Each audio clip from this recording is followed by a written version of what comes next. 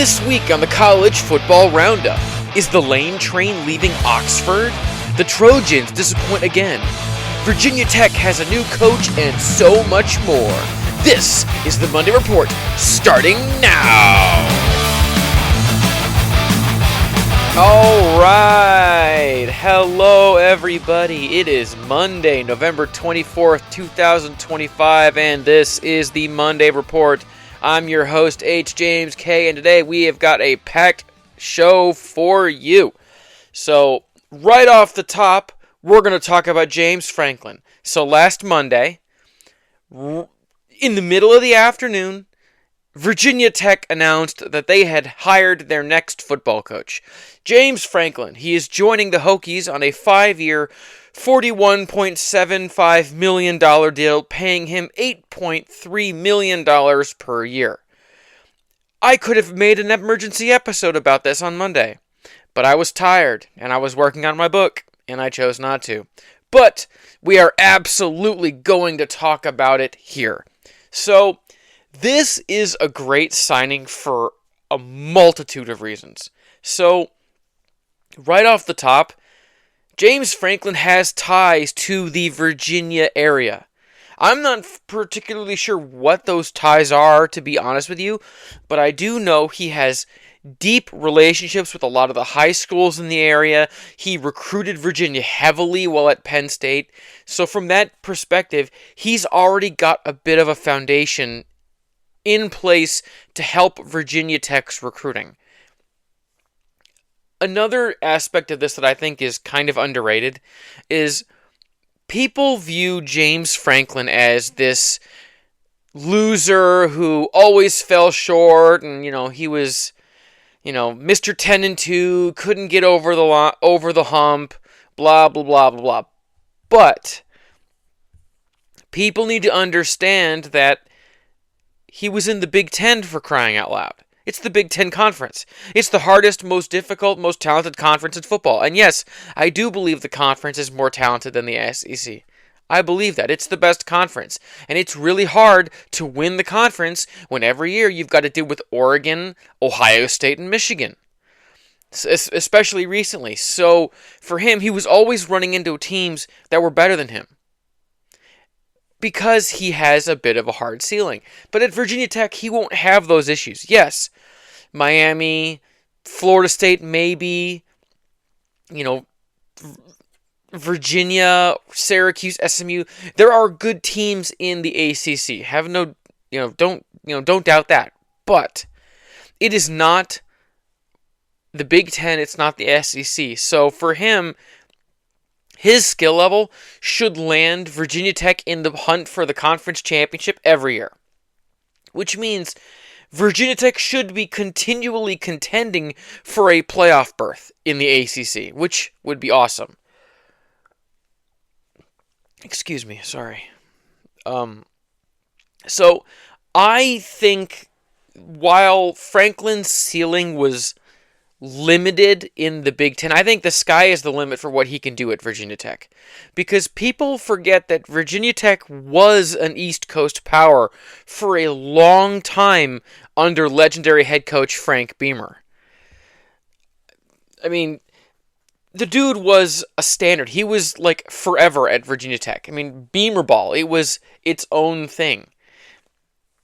And they've lost that since Frank Beamer retired years ago, and I genuinely believe James Franklin can kind of bring them back to that, because he's a quality coach who's going to be able to hit the ground running. He has a clear idea of what he needs to do, and one thing that's really important, the Virginia Tech administration has promised more investment, more money, more resources for the football team to help the football team be competitive. Because as we're seeing, if you're not willing to pay the money and have a high payroll, like near $25 million, your roster is not going to be talented enough to compete. You just won't. Michigan, Ohio State, Bama, Georgia, Texas, Oklahoma, those teams have really big payrolls. And if you're not serious about it, teams like Rutgers, Purdue, Michigan State, Duke, Kentucky, you're never going to be a contender. And I think Virginia Tech wants to be a contender again, especially in the ACC. I mean, right now, the ACC's contenders are Virginia, Georgia Tech, and Southern Methodist University. Not exactly titans of major college football. And yet those are the top dogs, which means this conference is ripe for the picking. It's right there to be taken. And even before Franklin has stepped on the field for a game for the first time, I am going to stake a claim right now. Virginia Tech will be in the ACC championship by 2027. Within 2 years, I think he's going to have the program turned around in the right direction and scratching and clawing for an ACC title. Because if he goes 8-4 or 9-3 with the right combination of wins and losses, he can get in with tiebreakers. I mean, we're going to talk about conference title game scenarios later on in the show, so we'll get into that. But the ACC is wide open this year, just like it was wide open last year. And as long as Clemson is not going to be, sucking up all the oxygen, I think it's going to stay that way.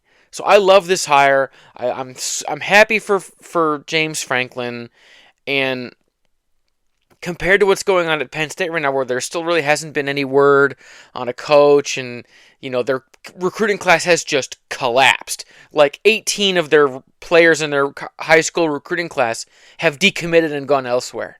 It's the most in the country. It's a calamity. So in comparison, I think Virginia Tech and James Franklin, because they signed him last Monday and they got this all together now, he can be on campus putting together a staff and recruiting the current roster and figuring out what he's going to do ahead of the single transfer portal window in January. And because Virginia Tech ain't in the playoffs this year, they're going to be very active while the playoffs are going on. So I love it. I love it. I love it. I love it.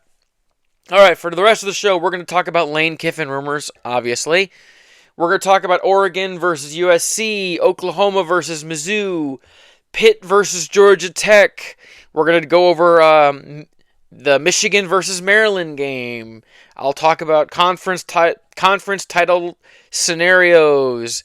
We'll do quick hits and then previews of next week's games, including Michigan versus Ohio State, Alabama versus Auburn, Texas A&M versus Texas, Ole Miss, Mississippi State, and Georgia versus Georgia Tech.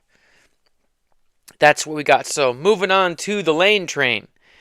So there are rumors that LSU is putting together a $90 million offer. $90 million.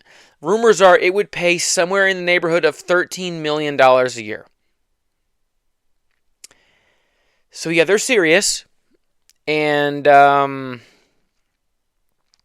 it's roughly, it would be like a roughly 7-year, $13 million a year kind of offer. And that kind of money is hard to pass up. Like, personally, I think Lane Kiffin should stay in Oxford. I think he can win a championship in Oxford. I think he's got a good thing going. But he's going to leave. He's going to go be the LSU head coach. We haven't gotten the official confirmation about that, but I expect some after the Egg Bowl. That is this Saturday's Ole Miss versus Mississippi State matchup. I expect he's going to announce that he will be leaving after the season for LSU. After Ole Miss has done their playoff run, he'll be saying, he'll be leaving for LSU. So I think that is definitely coming. God, it's such a mistake, though. It's such a mistake. But at the same time, this is what Lane Kiffin does. It is in his nature. He moves around a lot. It was Tennessee, then it was the Oakland Raiders, then it was USC, and then they fired him, and then he went to Bama for a while, but then it was Florida Atlantic, and he was there for like 2 years. And then he's been at, Ole Miss for like 4 or 5 years now, and now he's going to move on to LSU. And I guarantee you in 4 or 5 years, he's going to move on from LSU when Florida invariably fires the next head coach they hire, and he'll be going to Florida. And then, in in 2036, he'll get tired of coaching at Florida and he'll move somewhere else because it's in his nature. It's what he does. He'll give you like 5 solid years, then he's out. Assuming he doesn't get fired. So I don't like it. I think it's unfair to the players at Ole Miss and the fans and the administration to keep them in the lurch because it's a circus right now. Florida, and it's like you're married and your wife, there are rumors your wife is sleeping with 2 other men. You ask her about it. She won't confirm or deny. You know it's true, but she won't tell you, so you really can't do anything about it. You can't divorce her. You can't make up with her. You just kind of have to live in that limbo forever and ever and ever until she gets off her ass and tells the truth. Lane Kiffin's doing that same thing because he loves the attention. He's a little shit stirrer. He loves media attention. So for him, this is just like, great. This is just stroking his ego.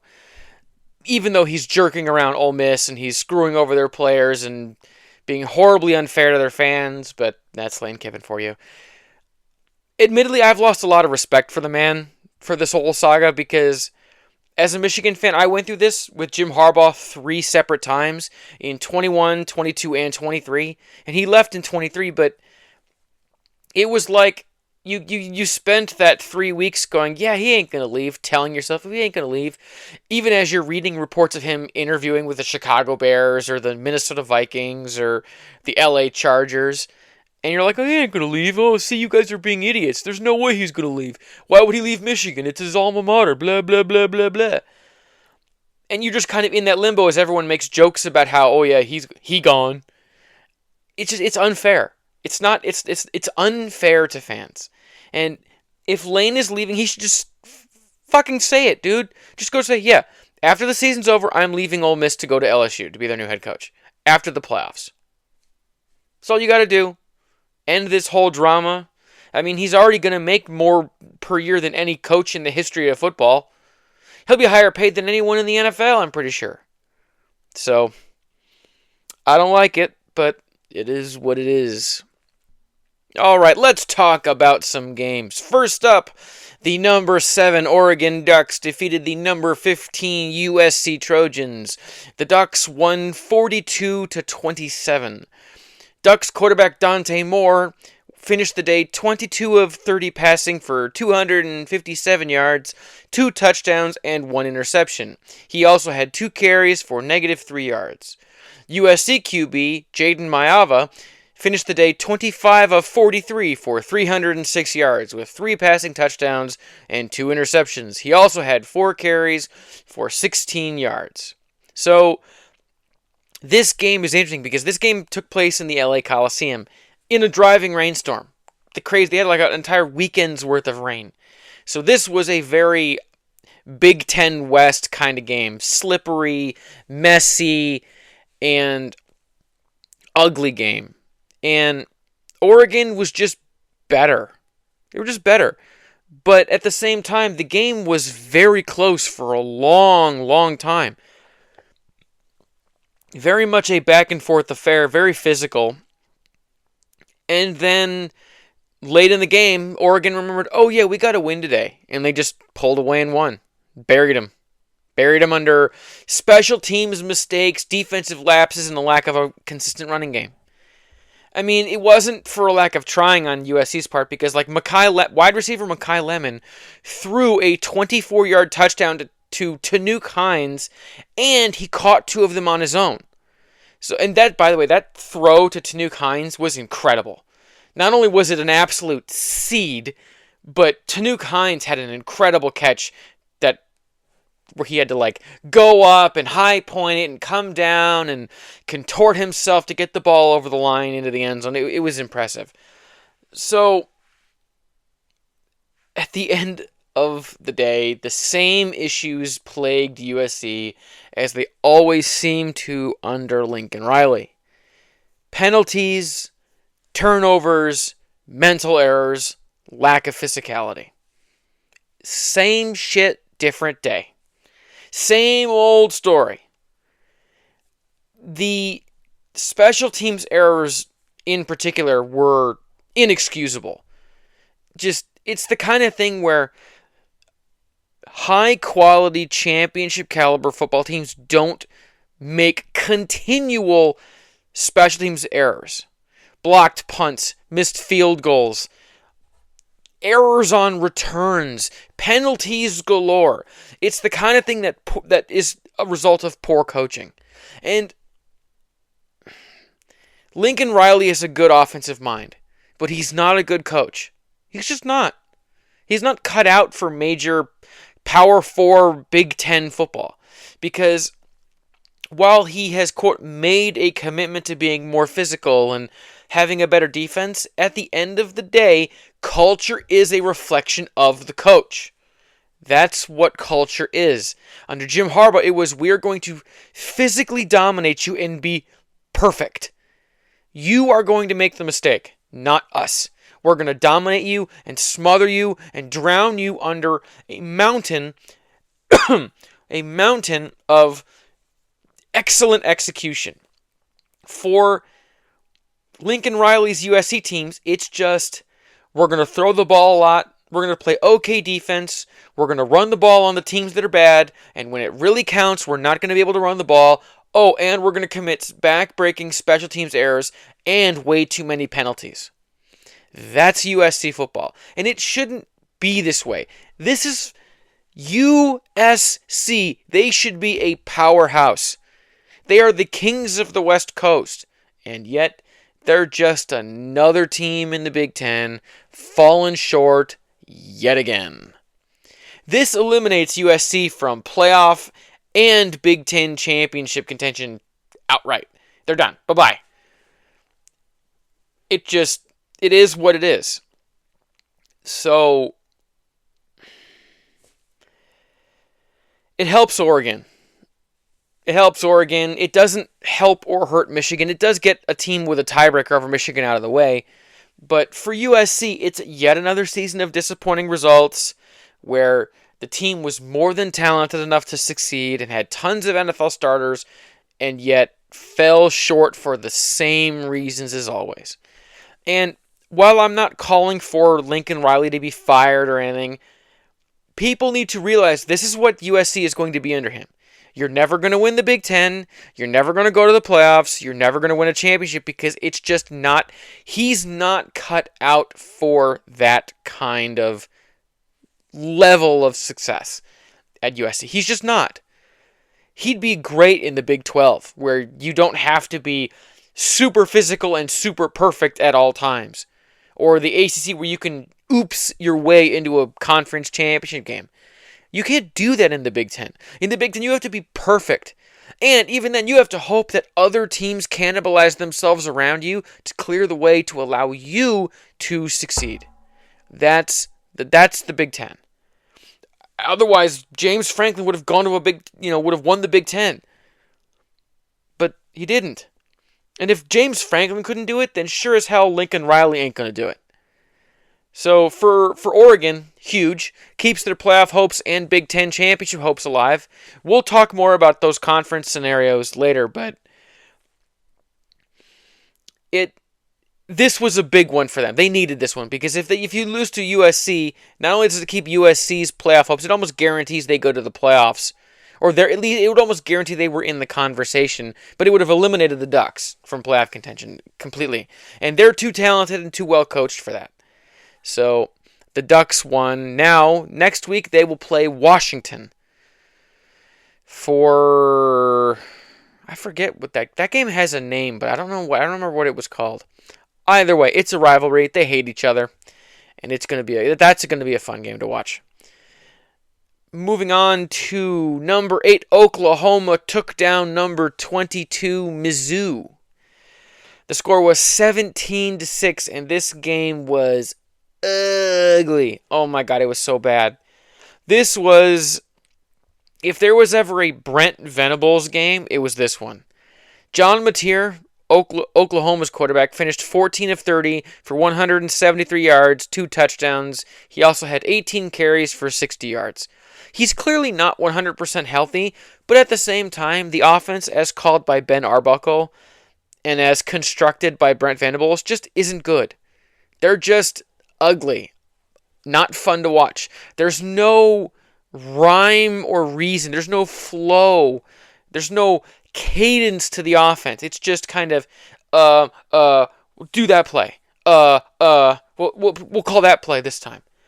And part of that is, I think, is Ben Arbuckle, because Ben Arbuckle, when he was at Wazoo, at Washington State with John Mateer, his offense was great against teams that didn't matter, but teams with a solid defense, his offense was never good.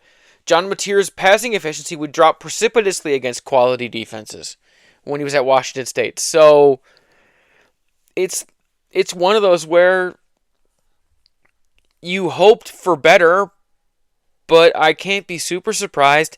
And, I mean, these Brent Venables Oklahoma teams have not had a good offense. None of them have had an elite offense.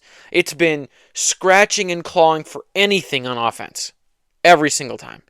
So that doesn't surprise me. Now, on the Mizzou side, they got starting quarterback Bo Pribula back. Now, Bo Pribula, for those who don't know, was Drew Aller's backup at Penn State last year, and he transferred to Mizzou this season. He's a running quarterback by nature. He finished the day 20 of 36 for 231 yards and 2 interceptions. He also had 8 carries for 1 yard. It was clear from the onset that Bo Pribula was not healthy. I think it was like an ankle sprain or a high ankle sprain or some kind of sprain or something, that he had missed like the last 2 games. And it was very clear he wasn't healthy, because Mizzou wants to run the ball, dominate the time of possession, and play defense. And they just couldn't run the ball against Oklahoma. And part of that is Brent Venables' defenses are just ridiculous. But it was, watching the game, Bo Pribula wasn't healthy. Nothing looked right. It looked like everything he did took effort. So it was an ugly win, but it was ugly. God, I couldn't watch it. Admittedly, it was really boring. I changed the channel. I watched a different game in that time slot. What else to talk about with this game? Because this game was like this game. It's like this could have been an email. You know, it's like we all kind of knew this game was going to play out this way because of their defense, because of the Sooners' defense and their significantly healthier yet still unhealthy quarterback and the talent level and everything. But boring, ugly, uninspiring ball. Oklahoma is going to limp into the playoffs. You know, they're not, I wouldn't consider them a contender, but they're definitely going on the back of their inconsistent offense and smothering defense. That defense is ridiculous. It's so good. But this is a tough season for Mizzou. This is a tough way for the season to end, because they get off to a wonderful start. They were like, 8-1, somewhere in there, something like that. And then Bo Pribula got hurt, and it's kind of like the wagon wheels have come off. And they're going to miss out on SEC title contention and playoff contention, and it's like, cool, go enjoy your mid-tier bowl game, because that's what Mizzou's going to get. I had to take a drink of water to preserve my voice. All right, moving on. Pitt. The Pitt Panthers upset the number 16 Georgia Tech Yellow Jackets. Boy, this is a game I thought Pitt was going to get blasted by Georgia Tech. And in the end, Pitt defeated the Yellow Jackets in Atlanta 42-28. And this game was never in doubt. It was never close. True freshman QB Mason Heinschel for Pitt finished the game 20 of 27 for 226 yards, 2 touchdowns, 10 carries for negative 29 yards, and a rushing touchdown. This kid was the third string QB on the depth chart to start the year. And Pitt head coach Pat Narduzzi just went to him during a loss. And this Mason Heinschel kid is really good. He's got ice in his veins. He's got a good arm. He's athletic. He can run around. He's going to be in the portal playing for someone else next year. he might stick around at Pitt, but he's really good. I would not be surprised if he's playing for a major player next year. On the Georgia Tech side, Georgia Tech quarterback Haynes King went 27 of 41 for 257 yards, 2 touchdowns, and 2 interceptions. He also had 20 carries on the ground for 76 yards and a touchdown. So here's what there is to know about Haynes King. So Haynes King played for Texas A&M originally. He committed to them under Jimbo Fisher, but he jumped in the portal when that whole thing kind of fell apart, and he's been at Georgia Tech, and he is a quarterback that has to have 20 carries for over 100 yards rushing to be effective. It is a fundamental part of his game. He always runs the ball way too much for a quarterback, and he is incapable of being a standard throw the ball only quarterback. He's just not capable of it. I'm going to look up his stat line right now. Let's look at his season stats and see if we can't see how often he needs to get 100 plus yards rushing. So the Pitt head coach Pat Narduzzi, before the Notre Dame game last weekend, he said that that game didn't matter. It didn't matter if they got blown out, and then they got blown out. The only games that mattered were conference games like this Georgia Tech game, and everyone was kind of wondering if Georgia Tech was going to beat the crap out of them, and if that would kind of put Pat Narduzzi on the hot seat. But instead, Pitt just contained Haynes King's runability and caused some turnovers and just really jumped out on Georgia Tech immediately. All right, let's look at his stats. All right, so after 5 minutes of research, Haynes King had 100 rushing yards or more in 5 of his 10 starts, and he had 91 yards rushing in another start. In both losses this season, he was held to 76 or fewer. And in one loss, it was 53 yards rushing. When teams contain Haynes King and the Georgia Tech rushing attack, it's incredibly hard for Georgia Tech's offense to function.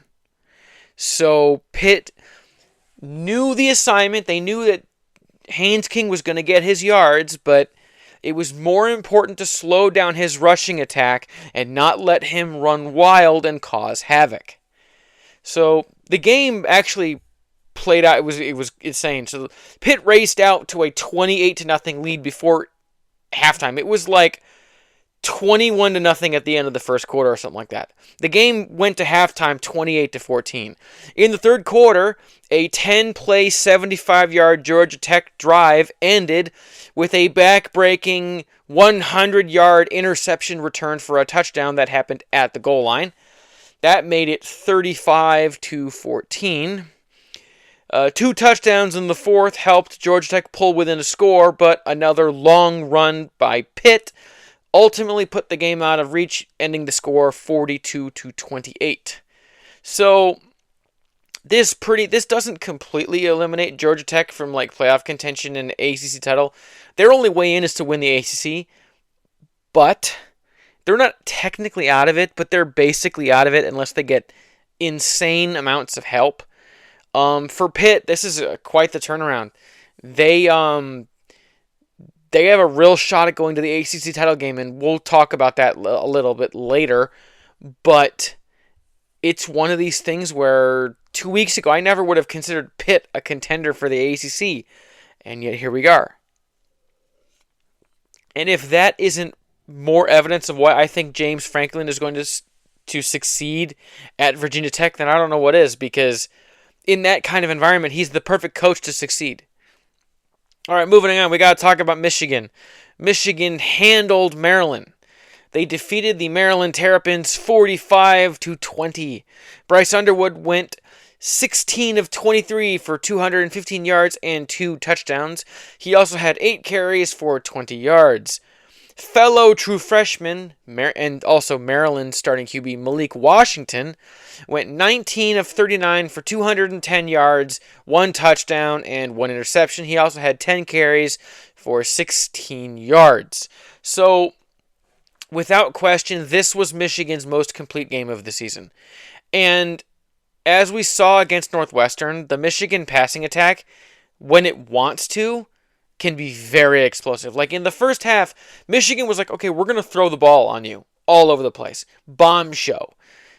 Andrew Marsh was everywhere. Donovan McCulley, Zach Marshall, Marlon Klein got in on the action. It was really, it was like 183 passing yards at halftime. And then Michigan said, you know what, we're out a couple of scores, let's just kind of coast and avoid injuries and mistakes, and that's what they did.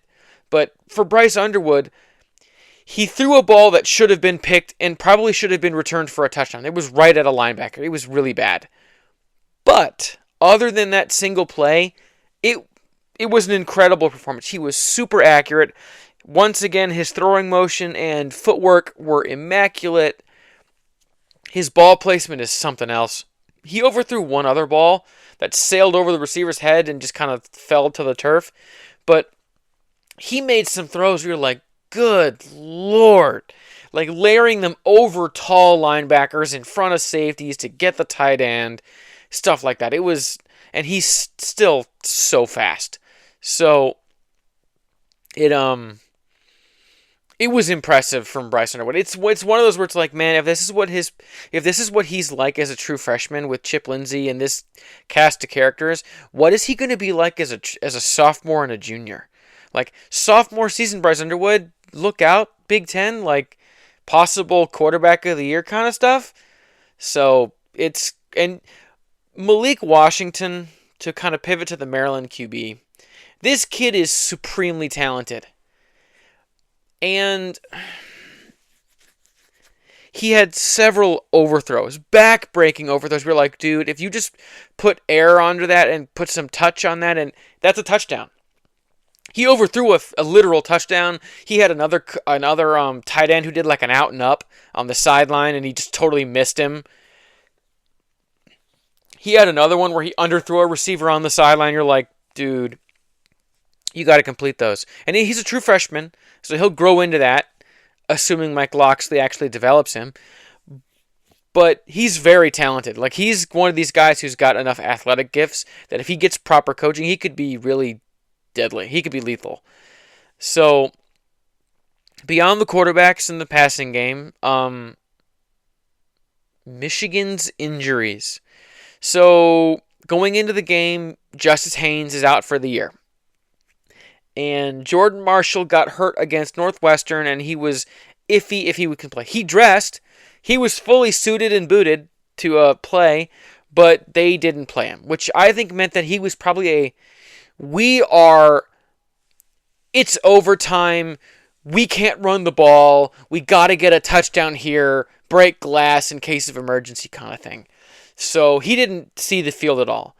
And if that wasn't enough, team captain, multi-year starting fullback Max Bredesen, who had also been taking snaps at running back to help bolster depth, he suffered a leg injury in the third quarter, and according to Sharon Moore, it looks bad. It does not look promising, which means we have likely seen the last of Ben Bredesen unless Michigan beats Ohio State and makes a deep playoff run. Maybe then we get to see him again, but it's really sad that we're not going to get to see him beat Ohio State again.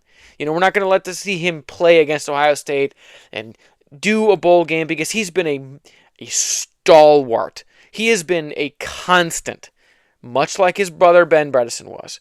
So it was really sad, and he came out of the locker room in street clothes with crutches. It was really disappointing. And for Michigan's running game, obviously Jordan Marshall is going to be playing against Ohio State, but for the Maryland game, this left Bryson Kuzdal and Jasper Parker as the real running backs. And Bryson Kuzdal carried the ball 20 times for 100 yards and 3 touchdowns. Now, it is worth noting that Maryland has the 115th worst rush defense in the country. So I don't know if Bryson Kuzdal will be able to replicate that kind of performance. But all the same, he showed burst, decisiveness, vision. He was so fast. He was deceptively physical for someone who's not nearly as big as Jordan Marshall. He had a hat trick. Jasper Parker got in on it a little bit, as did Michael Kaapana, and another running back who I had never even heard of called Thomas O'Meara got into it. He almost got a touchdown, but they were running out the clock at the time, so he fell short of that.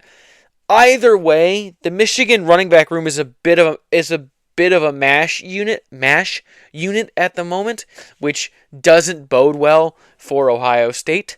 All the same, with Michigan's O-line playing as well as they are right now, I am quietly confident that Michigan will be able to run the ball at least a little bit going forward in, Ohio State, and if we make it to the championship, get into the Big Ten championship, then maybe in that game or a bowl game or whatever.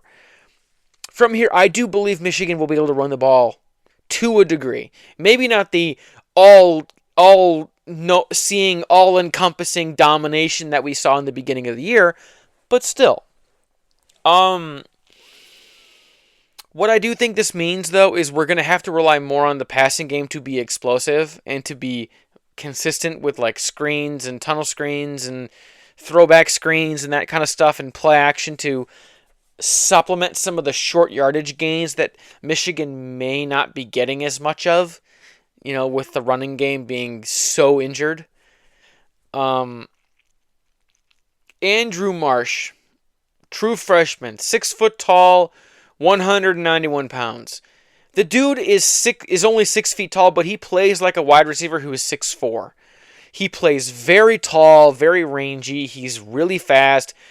He is Michigan's clear-cut number one receiver. In the last 2 games, he has really set himself apart. He leads the team in receiving yards with like 42 catches for like 625 yards receiving and like 3 touchdowns. As a true freshman. Against Northwestern, he set like the single game record for receptions by a freshman and receiving yards by a freshman in a single game. So he's just an absolute stud. And he has such an incredible catch radius, and he is so fast. So look for Bryce Underwood to look for him a lot going forward, especially if Michigan is having trouble running the ball. As for the defense, Cole Sullivan was back in the lineup, which was really nice. He has been injured since the Michigan State game. At the time, he was leading Michigan in interceptions, and Jimmy Rolder was back. Now, Samaj and Ernest Hausman did not make the trip to Maryland with the team for undisclosed reasons. The rumor is that Ernest Hausman may have been sick or going through something. Either way, we don't know why him and Samaj were not with the team. I think Samaj is probably jumping in the portal, considering he lost his starting wide receiver spot to Donovan McCulley, Andrew Marsh, and Channing Goodwin, and the passing game looks better without him. And he lost his starting gig as the punt returner to Andrew Marsh, who already is a better punt returner than he was. And he's got the drops, and he kind of loafs sometimes in run blocking, so I think he might be jumping in the pro. I don't know what's going on with Hausman, though, because Hausman's a multi-year starter, all Big Ten guy. There's no way he would be, walking away from the team. So maybe he was sick. Either way, we'll hope to have him back for Ohio State. I thought the defense played well against Maryland. It wasn't perfect, but it was a damn good performance. It was like what would have been? It was like 42-13 forever. And then Maryland got a garbage time touchdown to make it 20. So Michigan's most complete game. Not their most impressive game, but definitely the most complete game that Michigan has played so far. More than Central, more than, a lot of the early season games in Nebraska, Northwestern, it was the best performance Michigan has had this year so far.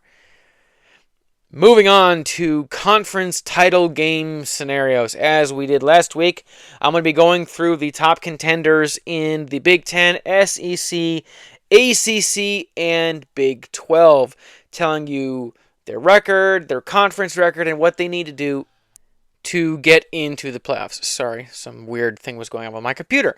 Distracted me for a moment.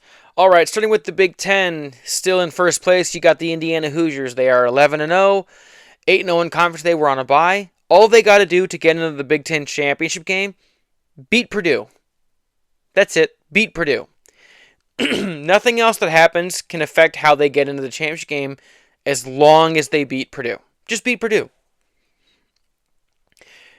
Coming in second in the Big Ten, you got Ohio State, who is 11-0, 8-0 in conference. All they got to do is beat Michigan. You beat Michigan, you're in. You lose to Michigan, you're out. Unless you're out, period, because Michigan would have a tiebreaker over Ohio State, and even if Washington beat Oregon, Michigan would still go. So win and you're in. Now for Oregon, things get different. They are third in the conference. They are 10-1 overall, 7-1 in conference. So they need a win over rival Washington, and they need Michigan to beat Ohio State in order to face Indiana in the conference championship game. It's because Indiana gave them their first loss of the season and some of the tiebreakers, so they need help.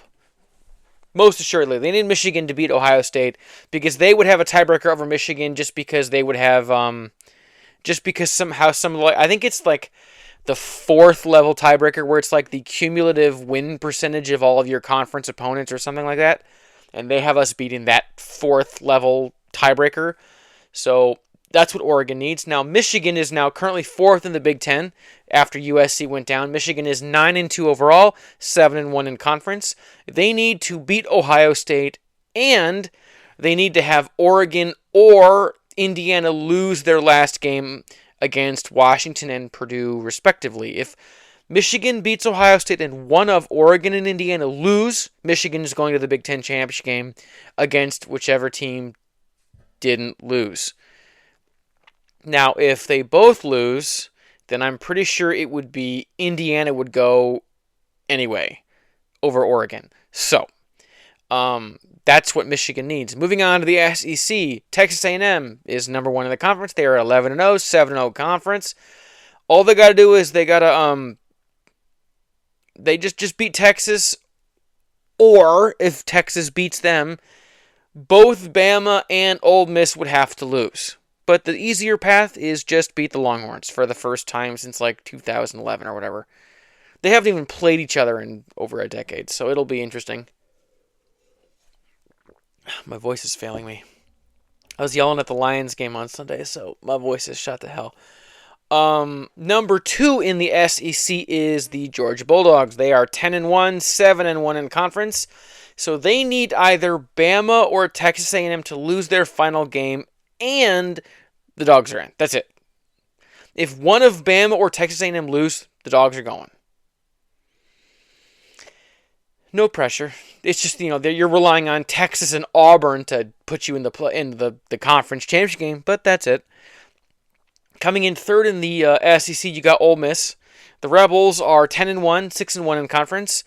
They got to beat Mississippi State, and they need Bama and Texas A&M to both lose. So in order for Ole Miss, the stars have to align for Ole Miss to get in. Interestingly enough, Alabama is fourth in the SEC rankings right now. They are 9-2 overall, 6-1 in conference. But in order for Alabama to get into the SEC championship game, all they have to do is beat Auburn.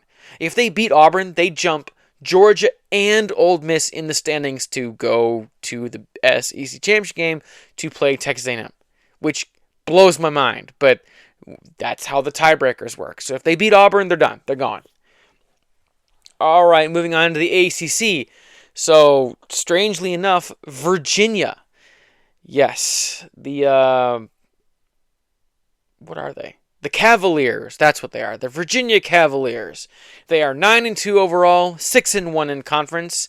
Their path into the championship game is beat Virginia Tech this weekend, or have Pitt lose to Miami. That's it. That's all that's got to happen for Virginia. Now, for Pitt, they need to beat Miami. Pitt is second in the ACC, and here's how you know how wide open the ACC is. Virginia is 9-2, 6-1 in conference. Pitt is 7-3, 5-1 in conference, and they've kind of oopsie stumbled their way into the fast lane in the last 3 weeks. So Pitt needs to beat Miami, which that game is in Pittsburgh, and it's going to be cold as hell. So I have a feeling they're going to beat Miami. Probably. I don't know. I wrote down a prediction earlier on Sunday, but I don't remember what it was. I just looked, and sure enough, I got Pitt winning. Yeah, so Pitt's they got to beat Miami, and they need SMU or Virginia to lose. If one of those two teams loses, then the Pitt Panthers are going to the ACC Championship game, where they have a chance to do the funniest thing ever and get a 3-loss team into the playoffs in the most unlikely of ways. Into the conference championship game, assuming they win. Third in the ACC is Southern Methodist. Yes, SMU. They are 8-3 overall. Wait a minute.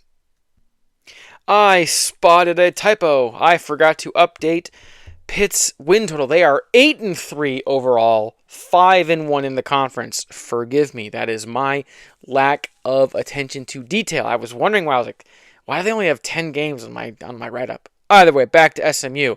So SMU, as I said, they're 8-3 overall. They're 6-1 in conference. SMU, all you got to do in the affirmative direction is beat Cal. And Cal just fired head coach Justin Wilcox after 9 years. So I'm liking their chances. If they don't beat Cal, then they need Pitt to lose to Miami in Pittsburgh when it's going to be 20 degrees and snowy. So SMU, beat Cal. Beat the worst team in your conference. That's all you got to do. Fourth in the ACC is Miami. The Hurricanes are 9-2 overall, 5-2 in conference. Their path is a little murkier. So they need to beat Pitt, and either Duke has to lose to Wake Forest or Virginia Tech has to beat Virginia. They need one of those two teams to kind of fall to make sure that all of the different tiebreakers in the ACC work themselves out.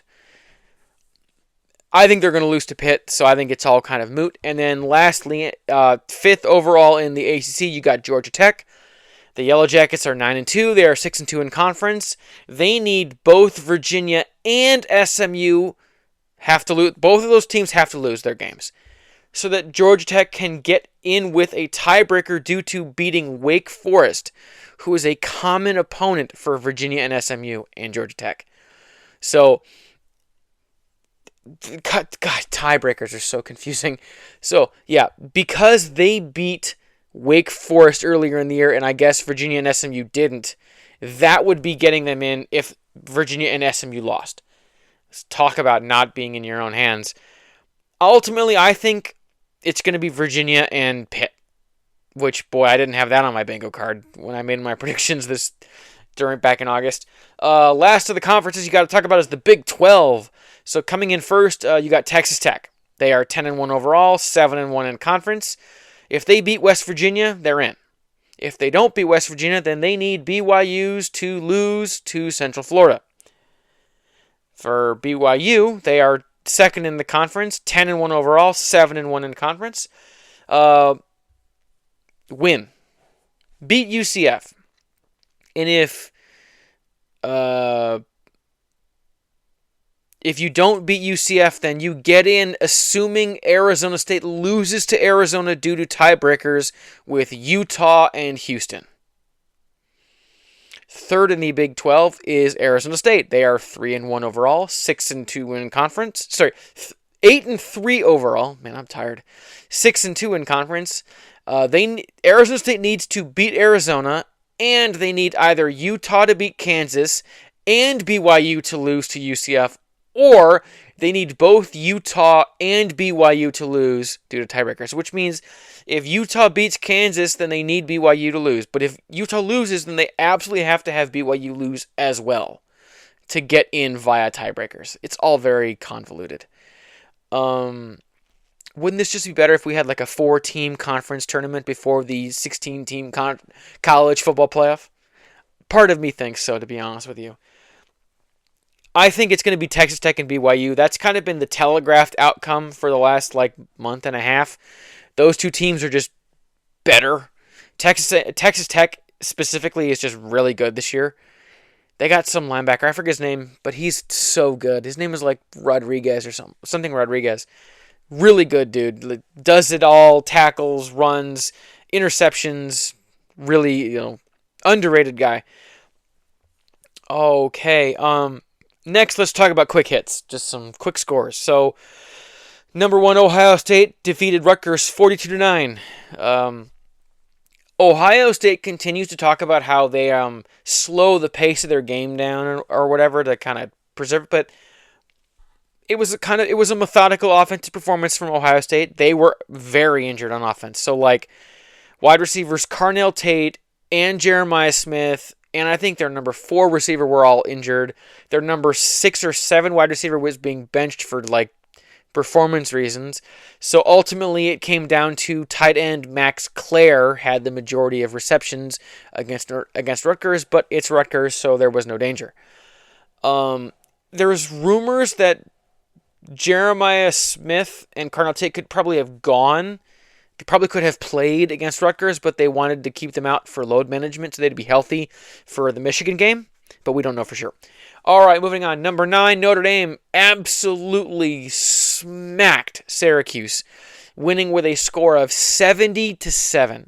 So Syracuse was playing a true freshman QB, and not some high-ranking hot shot true freshman, like some guy I'd never even heard of. And this poor kid, oh my God, he threw 3 or 4 interceptions, and he was just a calamity. But it was one of those where it's makes a mistake, but the mistake was overturned because of a penalty, so he has to go out there and continue playing, makes another mistake that's even worse than the previous one, and then Notre Dame scores, and then he gets the ball back, and it's another mistake, and just piling on. He was out of his depth. He just was. Multiple interceptions, fumbles, sacks, just the whole gamut of all of it. It was just really, I felt bad for the guy. I was watching the game to avoid spoilers because I was going to be watching the Michigan game on a delay. So the only game I could think of that wouldn't spoil the outcome of the Michigan game was the Notre Dame game. So I'm sitting there watching this game and I'm like, God damn, can we get a mercy rule like high school? Can we get running clock so we can run this thing out? 70-7 is the most lopsided game I've seen between two Power 4 teams since probably 2016 when Michigan beat Rutgers 77-0 or whatever in that game against Chris Ash where he got they fired him not long after. That game was so bad against Rutgers they were digging up people on the depth chart you'd never even heard of. This game was very similar. I'd never even heard of half the guys Notre Dame was playing. All right. Next, number 3, Texas A&M. They had a cupcake game against Samford. They won 48-0. Yawn. Moving on. Number 11, BYU defeated Cincinnati 26-14. So this eliminated Cincinnati from Big 12 title contention and makes BYU just 1 win away. I didn't watch this game. To be completely honest with you, I just saw the box score. But it was a relevant game because Cincinnati was still a dark horse Big 12 title game contender, assuming they beat BYU and had some other breaks go their way. So this game was important. And then the last of the quick hits, before we talk about what's going on next week, number 20, Tennessee beat Florida 31-11. The reason this game is even at all relevant is because this was the first time Tennessee has won against Florida in the Swamp in Gainesville since 2003. 22 straight years without a win in the Swamp, which I know how that feels because Michigan, before 2021, Michigan hadn't won in the Horseshoe since I was 6. No. Yeah, since I was like 6 years old. I'm almost 30. So, like, it had been a long, long, long time. So I'm happy for Volunteers fans. I know the season didn't really go how they wanted to, but getting that monkey off your back is great. And you got to beat your hated rival in Florida, which is always fun. All right, next week, so Miami at Pitt. I think the weather is going to have a really big deciding factor in this game. I think Pitt's going to win 24-21. But man, Pat Narduzzi. If Pat Narduzzi can get his team into the ACC championship game, after some of the discourse we were seeing from Pitt fans in the middle of the season about, like, should we fire him? Is he the right guy? We're stagnating. We're not going in the right direction.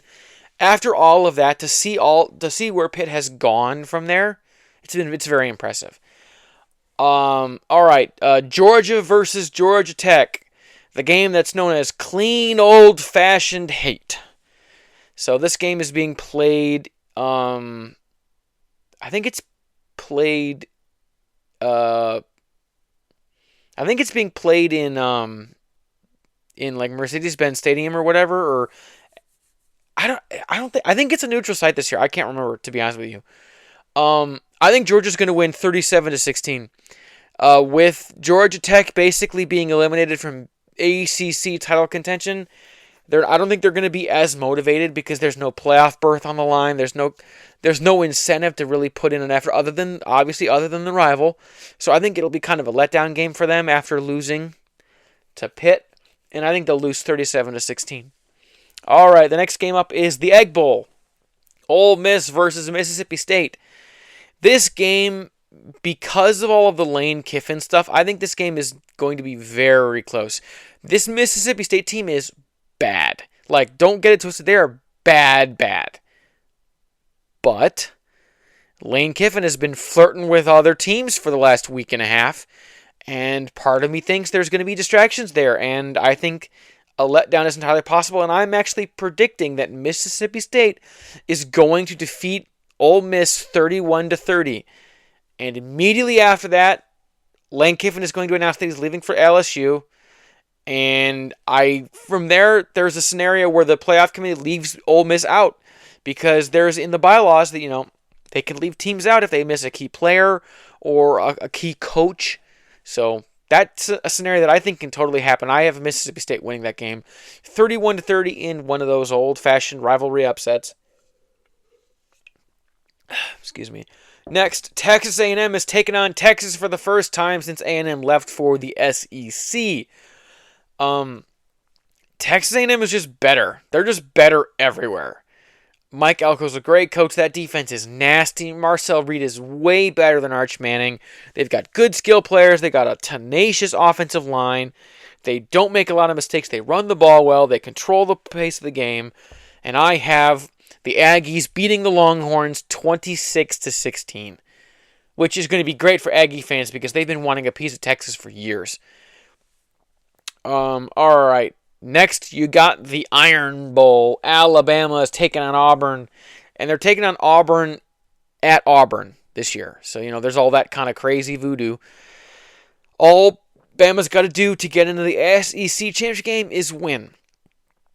But crazy things happen, and this game is going to be close, but at the end of the day, I have Bama winning 27-20 against a demoralized, head coachless Auburn team. And last but certainly not least, you've got the game. Michigan versus Ohio State. I'm doing a little more in-depth of a preview and prediction on this one. I'm going to talk about injuries, key players, key matchups, and then I'll make my prediction. So right off the top, Ohio State is favored by 11.5 points. The over-under on the game is 44.5 total points. If it was me, I don't think either team is going to cover the spread. like my gut says that I don't think either team is really going to cover the spread, and I would be shocked if the over is like really in danger. Um, that being said, crazier shit has happened. Like I didn't predict Michigan was gonna absolutely dominate in 2021. Whatever. So there are some key injuries to talk about. To be completely honest and fair to Ohio State fans, I am not a Buckeye fan, so I did my best to decipher which Ohio State players other than Carnell Tate and Jeremiah Smith were like key players that are injured, but I just couldn't figure it out, and I couldn't get any answers on if any of the other guys were important. So the only ones I'm listing are Carnell Tate, who has missed 3 straight games now with an injury, and Jeremiah Smith. And there are rumors that Jeremiah Smith could have gone against Rutgers, and then, it's not much an injury as much as like a lingering pain kind of thing.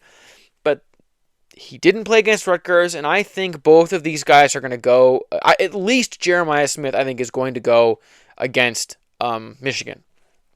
Now, if these two are not playing, which I do not for a second believe, if neither of these guys is playing, Ohio State, their offense will be in a little bit of trouble.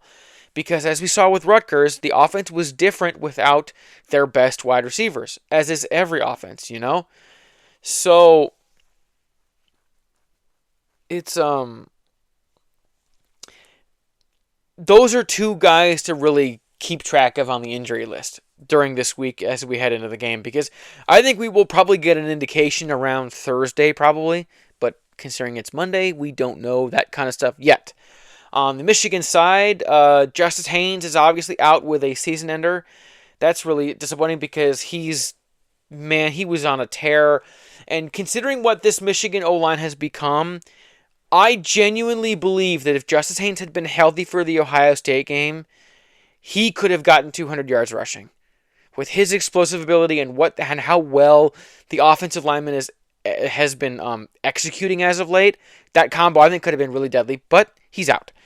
And Jordan Marshall left the Northwestern game with a shoulder injury, and they say he probably could have played against Maryland, but he didn't. I think he's more than likely going to get at least half of the rushing attempts for the team against Ohio State, just because we need him, and just plain up need him.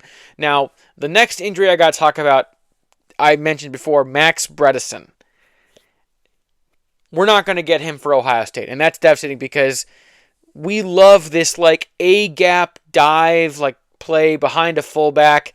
Michigan runs it constantly. Like if they get a third down conversion, they'll like get to the line real quick and run this like A-gap dive play really fast.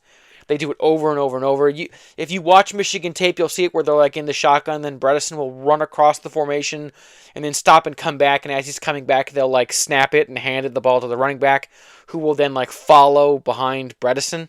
So we're going to have a different fullback other than Max Bredesen, which he's the team captain, so he'll be there, but his presence will be missed.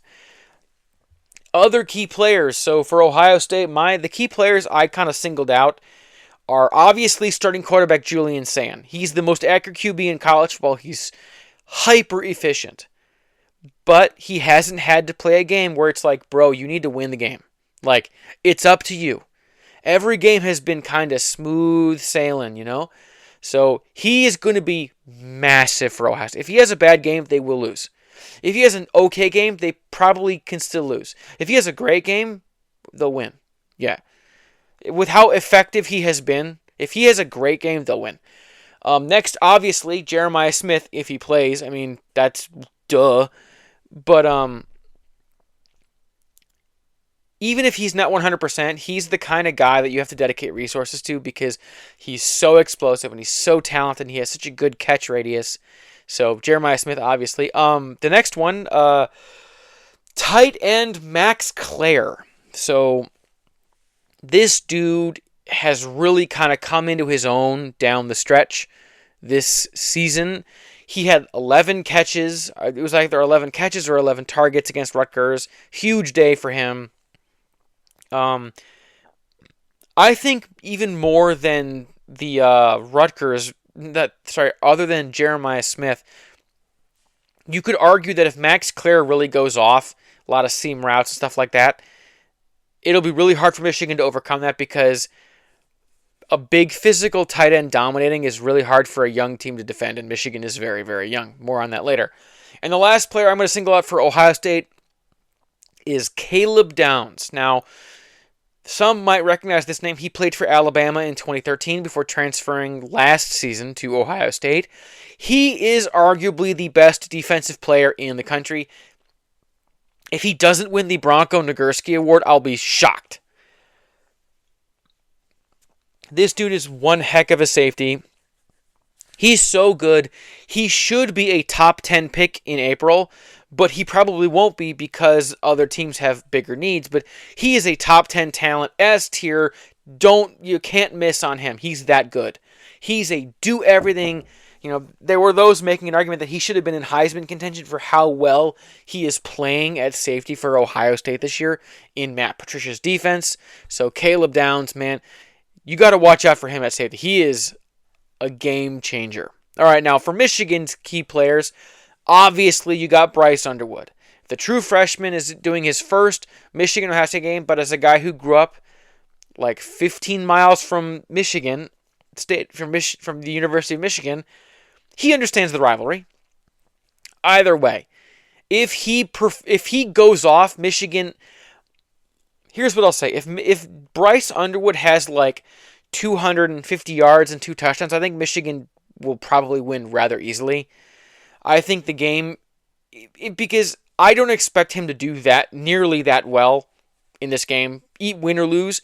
If he has that kind of game, I think Michigan will have found incredible success on the ground to go with it, because they're going to have to dedicate resources to the ground to defending Michigan's ground game.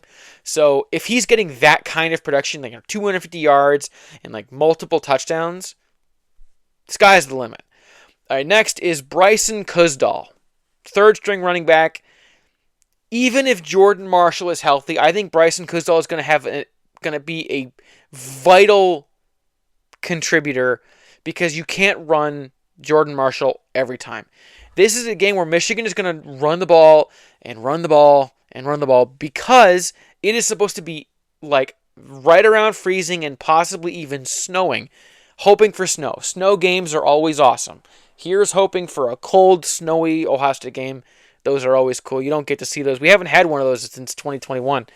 And even then, before then, it had been years. So here's hoping for some snow. But in those kind of games, you run the ball a lot. So you're going to need Bryson Kuzdal to be effective alongside Marshall, because we don't have any other depth, really. Next, you got defensive back Zeke Berry. So it's no secret that we don't have Mikey Sainer still, and we don't have, all those guys we had in 23. So if anyone is going to contain Jeremiah Smith, it's Zeke Berry. It's got to be him. It's got to be you, dude. And he's a guy who I think he can do it. I think he did it last year. So if he plays well and we can limit the Ohio State passing attack, then I think sky's the limit. And the last key player to single out for Michigan is Dominic Zavada. Last year, he was the best kicker in the country. This year, he is yipped up, and he missed one on Saturday. He missed 2 kicks against Northwestern. He's missed like 5 kicks this year. It's crazy, because he was rock solid, consistent last year. He was the best. And I think Dominic Zavada is probably going to have to make 3 or more field goals for Michigan to win the game.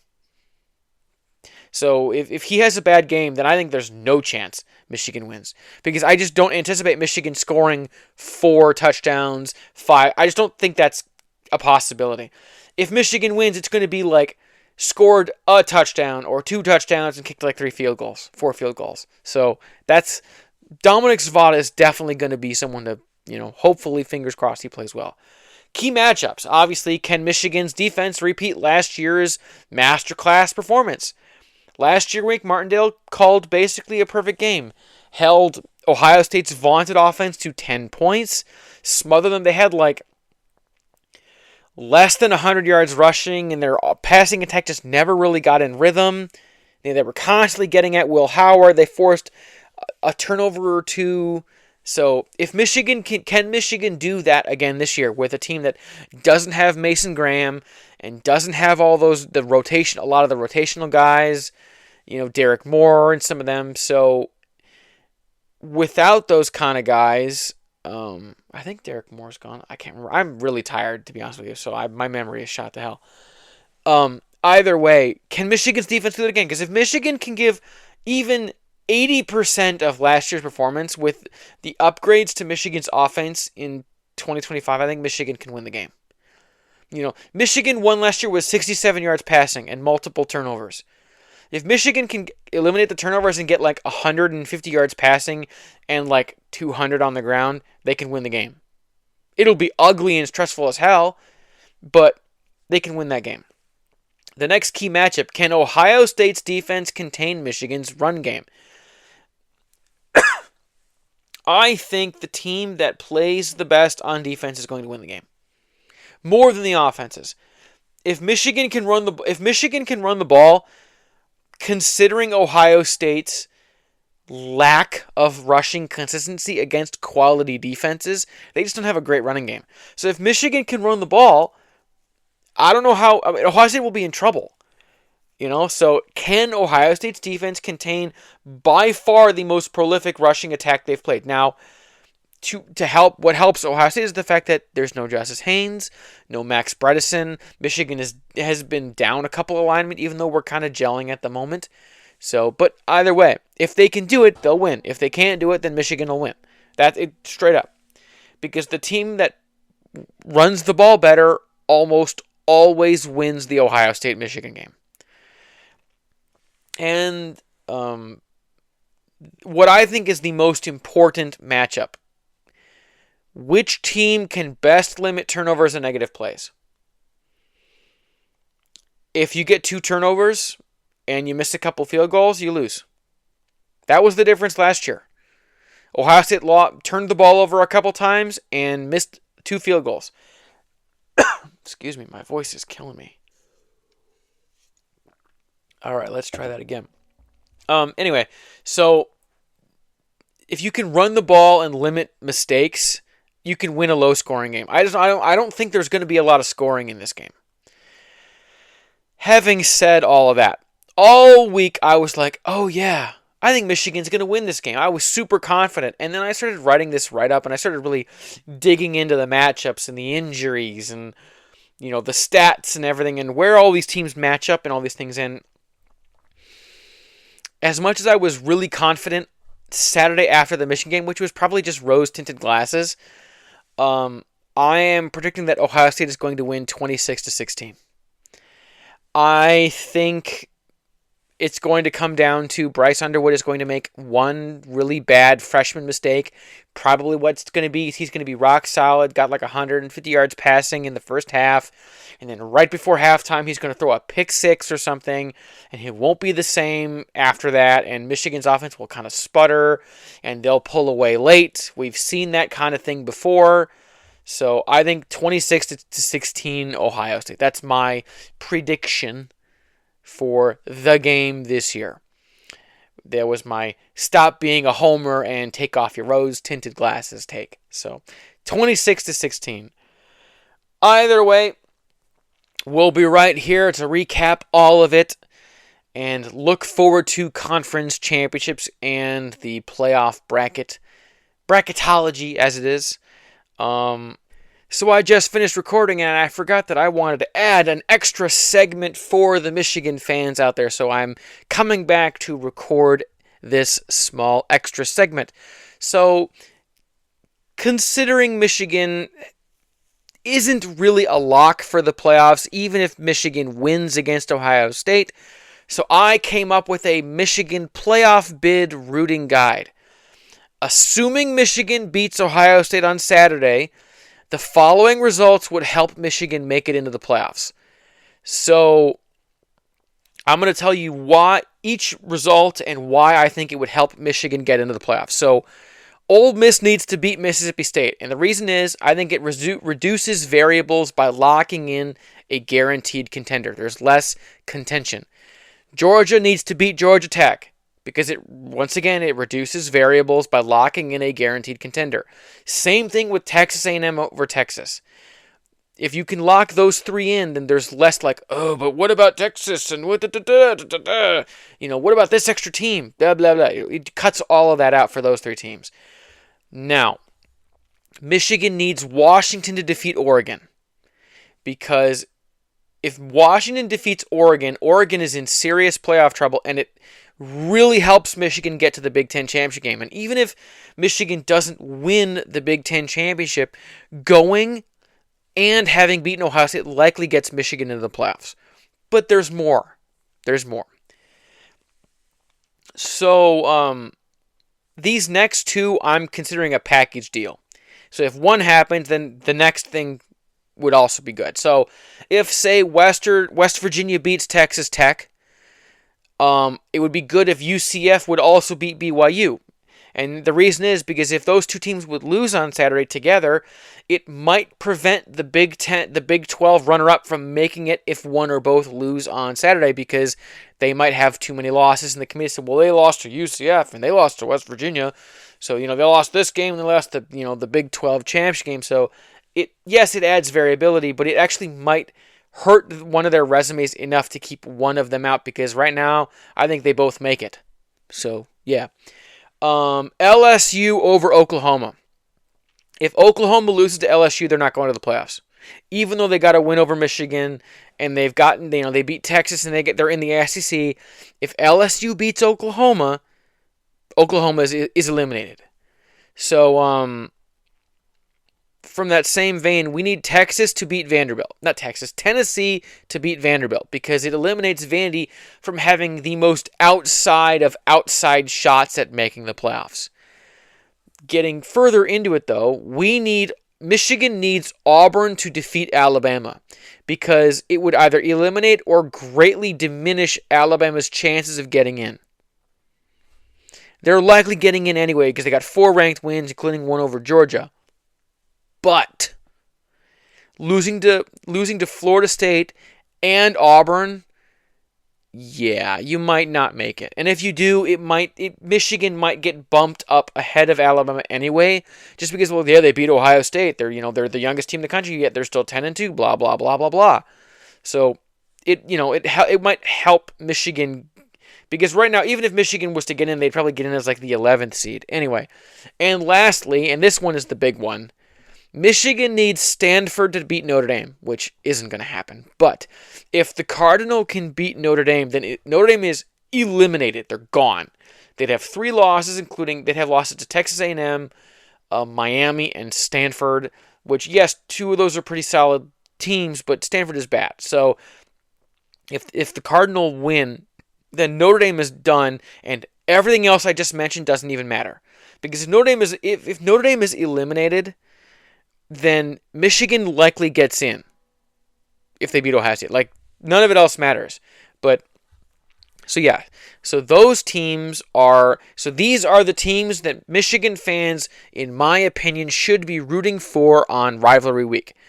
Ole Miss, Georgia, Texas A&M, Washington, West Virginia, UCF, LSU, Tennessee, Auburn, Stanford. I hope all of those teams win. I hope Michigan beats Ohio State so we can all get in the playoffs. And who knows, maybe Michigan and Ohio State can rematch in the playoffs. How freaking sick would that be? Getting a neutral site rematch like a couple of weeks after the game. I think it'd be awesome. For those of you listening on Apple Podcasts and everywhere else that podcasts are available, thank you. Please consider, subscribing or following or leaving a like or a review, or tell your friends and family about the podcast.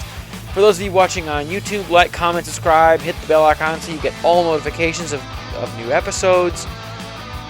Commenting is great because it feeds the algorithm and helps us reach more people.